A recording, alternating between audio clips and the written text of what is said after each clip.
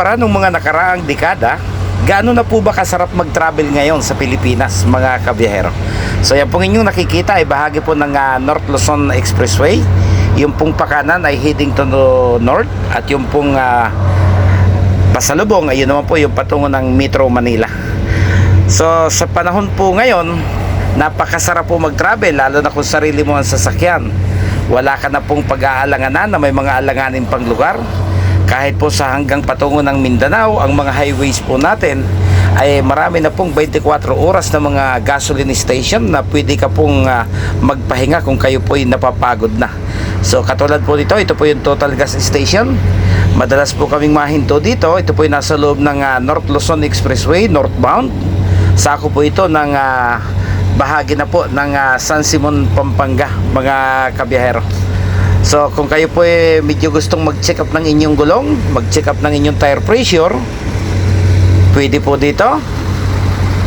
So kung gusto nyo pong mag-check up ng inyong tubig sa radiator, pwede rin po dito.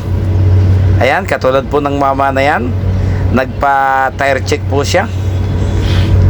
Libre naman po yan. Bahala na po kayong mag-abot doon sa gasoline boy na nag-a-assist sa inyo.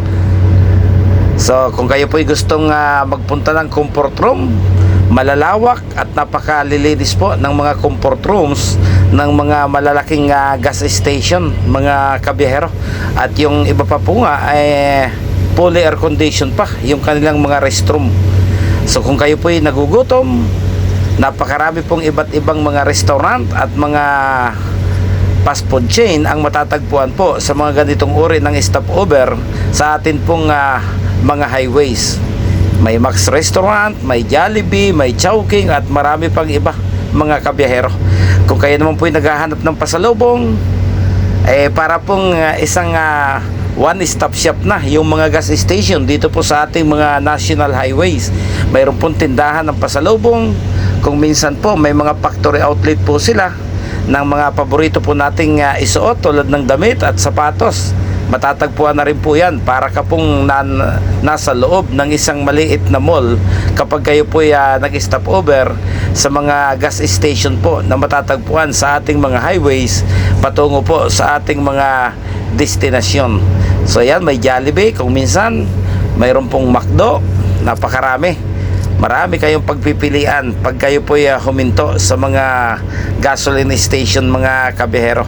So sa madaling sabi, kumpara po nung mga nakaraang dekada, dahil matagal-tagal na rin naman po tayong biyahero, especially po sa Bicol po at yung Pagawing Norte, malaki na po yung pagkakaiba.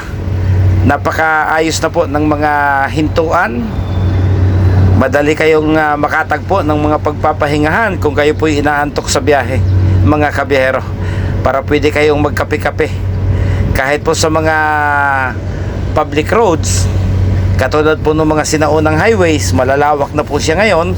Marami na rin pong gas station. Ang kaibahan nga lang po nitong mga nasa loob ng mga pribadong highways, katulad po nitong mga expressways natin, dahil mga pribado po ang nagpapatakbo nito, siyempre kakaiba rin po yung kanilang mga gas station. Kapag kayo po humimpil, talaga hong medyo masasatisfied kayo kumpara po doon sa mga individual na gas station. Bagaman malalaki rin sila, siyempre hindi po katulad nitong mga nasa pribadong highway, mga kabiyahero. Okay, enjoy your travel.